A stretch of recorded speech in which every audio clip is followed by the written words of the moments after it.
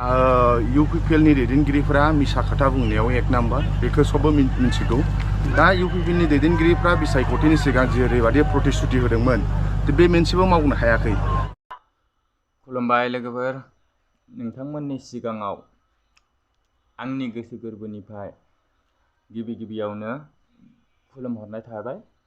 लोगोसेनो जोंनि बर' हारिनि बिथां प्रमद बर' सार बा UPPLनि दैदेनगिरि बिथांमोनखौ जोंनि बिटिआर ओनसोलाव जेबो खामानि मावनायखौ नुनो मोनाखै। बै बाथ्राया नंमारगौ नामा? लोगोफोर, बिदिबा जोङो स्किप खालामालासिनो भिडिअखौ नायलांनो सुरु खालामसै।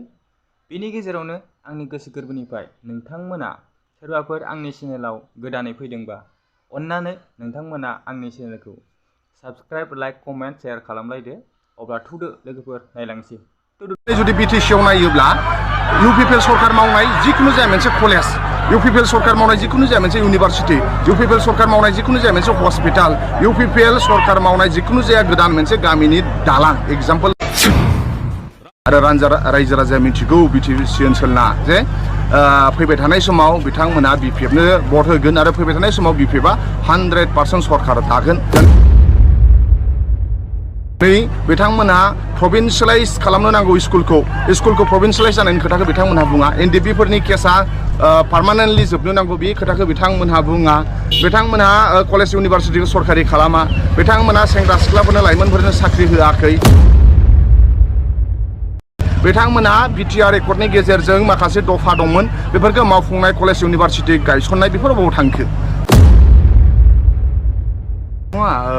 UPPLनि दैदेनगिरिफोरा मिसा खोथा बुंनायाव एक नाम्बार बेखौ सबबो मिन्थिगौ। दा UPPLनि दैदेनगिरिफ्रा बिसायख'थिनि सिगां जेरैबादि प्रतिश्रुति होदोंमोन बे मोनसेबो मावनो हायाखै। बिटिसिआव जाय बिथांमोना जार्नालिस्ट हिसाबै सान हर एस ए मिडिया हिसाबै खामानि मावदों, बिथांमोननो UPPL सरकाराव फैयोब्ला 6 मासनि उनावनो 10 कोटी जार्नालिस्ट वेलफेयार फान्डनि नामाव फैसा होगोन होन्दोंमोन। दा सों नों बिटिसि ओनसोलनि सोरबा सासे जार्नालिस्टफोरा 10 कोटी फैसाखौ मोनबाय नामा? आरो बेबादिनो बुहुत मिसा खोथा बुंदों बिथांमोनहा जे आइजोफोरनो 75,000 रां होनायनि 1 भट 1 जब साफ्रोमबो फरायसाफोरनो साख्रि बाख्रि होगोन होननानै। दा नाथाय बिथांमोनहा बेफोर प्रतिश्रुतिखौ मावाखै, बिथांमोनहा मोनसेबो मावाखै। आरो दिनै जुदि बिटिसिआव नायोब्ला UPPL सरकार मावनाय जिखुनु जाया मोनसे कलेज, UPPL सरकार मावनाय जिखुनु जाया मोनसे इउनिभारसिटि, UPPL सरकार मावनाय जिखुनु जाया मोनसे हस्पिटाल, UPPL सरकार मावनाय जिखुनु जाया गोदान मोनसे गामिनि दालां एग्जाम्पल हो। दा UPPLआ एग्जाम्पल होनो हाया। ओंखायनो बिथांमोनहा मिनिंलेस खोथाफोरखौ बिथांमोनहा बुंबाय थायो। ओंखायनो बिथांमोनहा बुंबाय थाथों मिनिंलेस खोथाफोरखौ। नाथाय रायजो राजाया जानसि खाफ्राबाय आरो रायजो राजाया मिथिगौ बिटिसि ओनसोलना जे फैबाय थानाय समाव बिथांमोनहा BPFनो भट होगोन आरो फैबाय थानाय समाव BPFआ 100% सरकार दागोन। मानोना UPPLनि दैदेनगिरिफोरा मिसा खोथा बुंनायाव बिराद एक्सपार्ट आरो बिथांमोना अनलि मिसा खोथाल' बुंनो हायो। दा बेखौ रायजो राजाया गोरबो बिख्ला हाबखांजोब्बाय। दिनै बिथांमोनहा प्रभिन्सियेलाइज खालामनो नांगौ स्कुलखौ प्रभिन्सियेलाइज जानायनि खोथाखौ बिथांमोनहा बुङा। NDP फोरनि केसा पार्मानेन्टलि जोबनो नांगौ बे खोथाखौ बिथांमोनहा बुङा। बिथांमोनहा कलेज इउनिभारसिटिखौ सरकारि खालामा।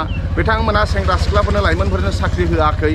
बिथांमोनहा बिटिआर रेकर्डनि गेजेरजों माखासे दफा दंमोन बेफोरखौ मावफुंनाय, कलेज इउनिभारसिटि गायसननाय बेफोर बबाव थांखो? दा बिसायख'थिनि सिगां गोबां खोथा बुंदोंमोन। दा बेफोर खोथाफोरखौ बिथांमोनहा बुङा। दा फेरेंगा मानाव गेदेर बिथांमोनहा बायदिसिना सोरखौबा अपमान खालामनाय, सोरखौबा लाजि फोनांनाय, बे UPPL सरकारा रायजो राजानि मोजां खामानि मावनो रोङा, ओनसोलनि जौगानाय खामानि मावनो रोङा। बिथांमोना सोरखौबा अपमान खालामनाय, सोरखौबा डाउन देखायनाय, बेयाव बिथांमोना बिराद अस्ताद। एग्जाम्पल हो मा होनो एभिडेन्स हो जे UPPLफोरा मा मावदों। बिसोर खुगायाव बिराद मावबाय। बिथांमोना खुगायाव इउनिभारसिटि गायसनबाय बिटिसिआव, बिथांमोना खुगायाव गोबां सेंग्रा सिख्लानो साख्रि होबाय, बिथांमोना खुगायाव लामा दालां बानायबाय। नाथाय बेयाव बिथांमोना एग्जाम्पल होनो हाया। एग्जाम्पल हो नोंसोर बबेखौ मावदों। खालि बिथांमोना फिउचार इम्पसिबल टेन्सखौल' बुंबाय थायो जे जों मावगोन आरो बेयाव 5 बोसोरा थांसिगोन। दा ओंखायनो बिथांमोनहा खुगायाव बुङो हा पाट्टा होबाय खुगायाव बुङो लामा बानायबाय खुगायाव बुङो दालां बानायबाय खुगायाव बुङो इउनिभारसिटि कलेज गायसनबाय खुगायाव बुङो साख्रि होबाय होननानै खुगायाव बुङो बिटिसिनि कन्ट्रेक्टरफोरनो खामानि होबाय होननानै दा ओंखायनो बेखौ रायजो राजाया मिथिगौ ओंखायनो जों खुगायाव बुङा रियेल खामानि मावनायखौसो रायजो राजाया लुबैयो सिल्ली MLA कन्स्टिटुयेन्सियाव मोनबा बिटिसिनि समस्ति गोलैयो निसिमा काजलगाव चिरां दुवार 13 चिरां आरो सालाखाथि बे मोनबायाव थांनाय MP इलेक्सनाव जोङो मोनथाम देरहादों मोनबा बिटिसि समस्ति गोलैयो सिल्ली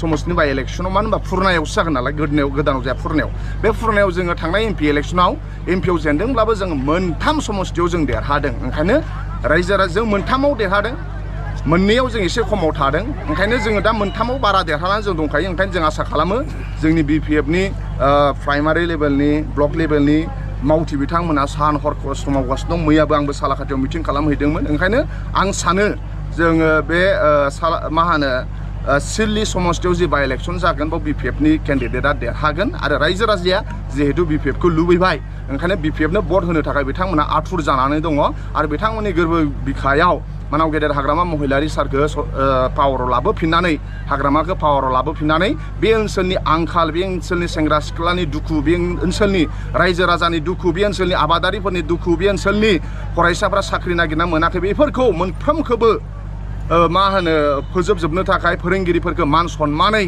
मोजाङै समाजनि थाखाय खामानि मावहोनो थाखाय आरो जोंनि साफ्रोमबोनि जेंनाखौ फोजोबनो थाखाय आरो बिटिसिखौ मोनसे पावारफुल आरो बिटिसिखौ बासायनांगौनि थाखाय बिटिसिया जोंनि देश आरो बे देशखौ बासायनांगौआ साफ्रोमबो बिटिसिआव रायजो जानाय साफ्रोमबो दैदेनगिरि आरो मानसिफोरनि बिबान हिसाबै फैबाय थानाय बिसायख'थिया मा होनो बिटिसि बासायनांगौआव जागोन ओंखायनो बियो बाय इलेक्सननिफ्रायनो जागायगोन आरो 2025आ BPFनि जागोन आरो मानाव गेदेर हाग्रामा महिलारि सारा फिन खनसे शिफ्ट जाफिनगोन बे 100% जौखोन्दो सैथो